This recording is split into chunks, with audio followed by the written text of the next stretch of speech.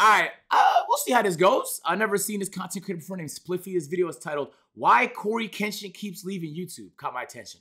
For years, CoryxKenshin has built a reputation of not only being one of the biggest gaming channels on YouTube with a sub count of over 17 million subscribers, he's also been known for his frequent hiatuses from the platform where he will abruptly stop uploading for months on end with more often than not complete radio silence on all of his social medias, which leads fans to speculate about what he is up to and when he will inevitably return. So why does a YouTuber like CoryxKenshin with such a big fan base decide to do this? And more importantly, how has he managed to stay relevant and maintain his viewership when so many others in his genre would quickly be forgotten about? One sec. Mom's calling. Hey, Mom. Could I call you back? I'm on stream. Okay, bye. All right. Bye. Out the moment they stop uploading. Before we get to that though, we have to figure out why CoryxKenshin is so inconsistent with his upload schedule in the first place. To answer that, I decided to go all the way back to when he first started uploading content. Elson, oh my god, bro. Bro, I don't know how y'all moms is, but I was due for a 40-minute call right there. Do you want me to broadcast it? Jeez Louise, man. Fucking son. You hate her? Bro, I know what she's gonna call me about, so I can't talk about that on video. Years ago. His first couple of videos are about what you would expect from that time period. Skits and vlogs, typically filmed on a low-quality webcam with pretty minimal editing. Cory would upload this style of content on and off with pretty minimal results. Damn, he's been uploading since 09. Videos here and there, but for the most part, he would not really see any major success with this. Hey, look at this video title. How to get hot girls for ugly guys.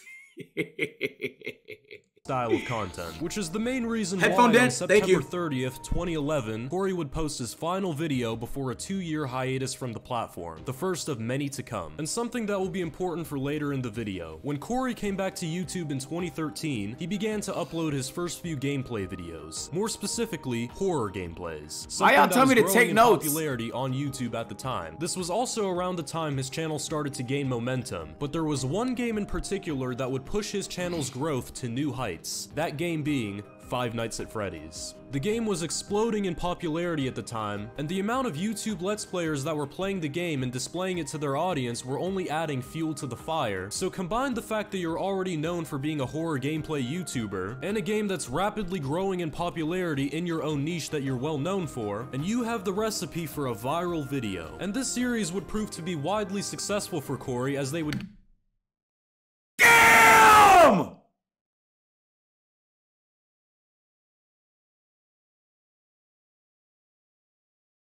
Yo, to get like 15 mil an episode on gaming videos is so fucking ludicrous.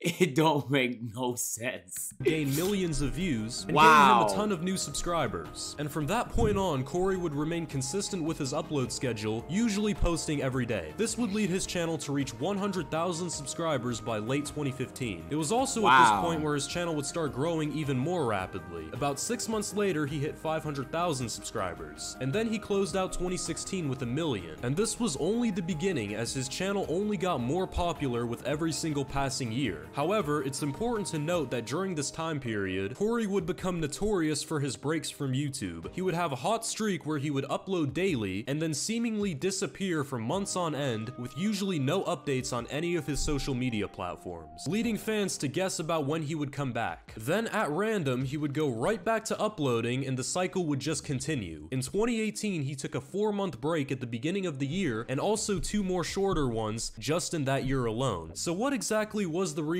for all these Okay, the 2 reasons people usually leave is 1, they want to enjoy their newfound fame or money, which I don't think this applies to Cory, or 2, and probably more realistically, he's not addicted to the attention from YouTube. And so when it's not serving him, he could take a step back. I think one's healthier than the other, but those are the 2 main reasons people like just completely fucking leave and vanish and get inconsistent. abrupt hiatuses from YouTube. Now, while he may have different reasons for each one, I think it's pretty safe to assume that creative burnout was a major factor in this. Now, usually when a YouTube channel starts growing rapidly, the next step for that YouTuber would be to hire an editor to handle all the video editing work that goes into a video so that the YouTuber would have more time for different things, like recording more content or handling merch drops or sponsorships, all of the typical business that comes with running a YouTube channel. But CoryxKenshin was a rare exception to this because even as his channel grew and the demand for more consistent high quality content increased, he never hired an editor. He always did everything himself, and his reasoning behind this decision, according to him, is because he prefers his own style of editing and actually enjoys doing it too, which is a completely fair reason as it gives him complete control of how his videos are gonna look. But the downside to this is that there is a lot of editing that goes into each of Cory's videos, which can be very time consuming to do and stressful when taking into account the fact that he usually uploads daily when he's not on break. So he has to plan the video, spend hours recording it, then on top of all of that spend some more hours editing, which to someone who isn't a content creator might not sound like much, but if you're a YouTuber, you know that shit is absolutely exhausting sometimes. Now, my personal opinion, if something is your job and it's how you Bro, I can't remember the last time I edited, dog. I can't remember the last time I edited. It's been a minute, man. I'm not gonna lie, in the past 7 years, the only time I've edited was if I thought my editor did an atrocious job, and instead of telling him how to do it better, I wanted to show him how, like, I could do it better, to remind him that he needs to do better. I did this with Walid a couple times. I did this with Caleb a couple times, where it's just like, when you tell them what to do, sometimes they don't develop the tools to be able to do it themselves. But when you show them how to do it, then I feel like you learn about things in a different perspective. So it's helpful. But no, it's a good strat. It's a good strat. It's like you could tell someone how to shoot a basketball, but if you have a good shot, then show them how to shoot the basketball. And even though they're not the one shooting it, they'll learn by watching you do it. And then now I think Caleb's a way better editor than me. So nigga just learned and fucking outgrew. But like, I'm telling you right now, chat, the grind of uploading every day, especially back in the 2K days where I was editing most of my videos, where I was micromanaging Walid when he was first starting, because Walid was the first nigga I ever hired. I feel like it's the first day is fine. The first week is fine. The first 2 weeks is cool too. But once you start reaching like a month, unless your videos are super simple and don't require a lot of editing, bro, it's like it feels like that's your whole life. I don't know how to explain it. I think, and I'll say this, bro, to the niggas that's editing their own videos, bro, relax. You don't have to, everything doesn't have to be the exact way you want it. I'm telling you, it clears up your fucking mental to not have to do everything yourself. In life, you're gonna have to put people in positions. You're gonna have to trust people to be able to have your back. And even when they fuck up, you have to trust that they're gonna learn and improve. Even when everything isn't done the exact way I like it, Caleb or Sheed or whoever, they're not gonna do things the exact way I like it, but they do it their way. If I feel like I can give them feedback, I'll give them feedback. But it makes burning out way harder when you can rely on people, bro. That's what I'm trying to say. So I get where he's coming from, though. I know a lot of people that think this way. It's not rare for people to think this way and be one of the biggest on the platform, though. That's rare because most people have entire teams by the time they get to millions of views per video.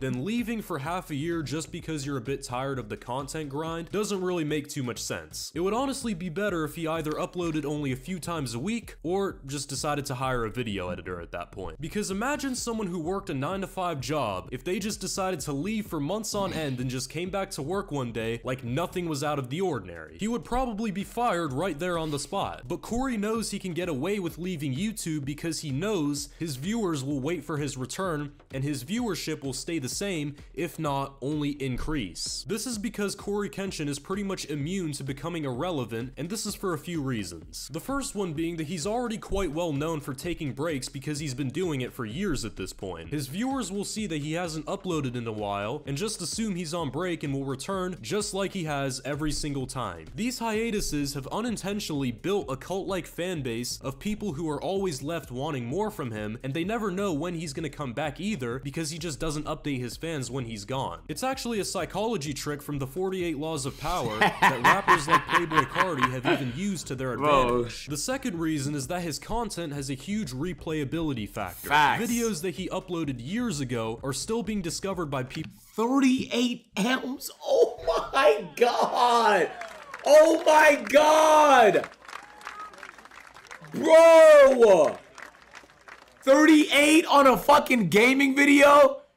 That's actually berserk, bro. People who have never watched him before. They start binging his content and they eventually subscribe, and then they wait until he posts a new video, which is actually how he was able to reach 10 million subscribers without posting a single video in that time period. The third reason is that he's honestly just too big to fail at this point. CoryxKenshin's fame has reached a point where he's become somewhat of a household name. I'm not joking, literally almost everyone in my high school knew who Cory was. Damn. So just imagine how popular he is for the younger generation and just how much of an impact he has on them. I mean, he just made a cameo in the new Five Nights at Freddy's movie, so there's definitely no question that he's at least pretty well known. And those are pretty much the reasons why he can't really fall off at this point. At the time of this recording, it's already been over half a year since he last uploaded, yet he could probably upload a video tomorrow and it would probably go on the trending page with millions of views. So it looks like CoryxKenshin will most likely come back to YouTube soon, because he knows he has a very loyal fan base that will always wait for him no matter how long he's gone for, and he'll probably also take even more breaks after that if we're being completely honest here. But there's no doubt that when it comes to YouTube, CoryxKenshin is one of the most influential gaming creators out there, and when it's all said and done and he eventually leaves for good, he'll definitely be remembered for quite a long time. That's a good video, man, no cap. That was a good video. Oh, so you like the video? Boom. You're gonna like that one too, man. Go ahead, just. Bro, click the video. What the? Bro, that's what I be saying. Like,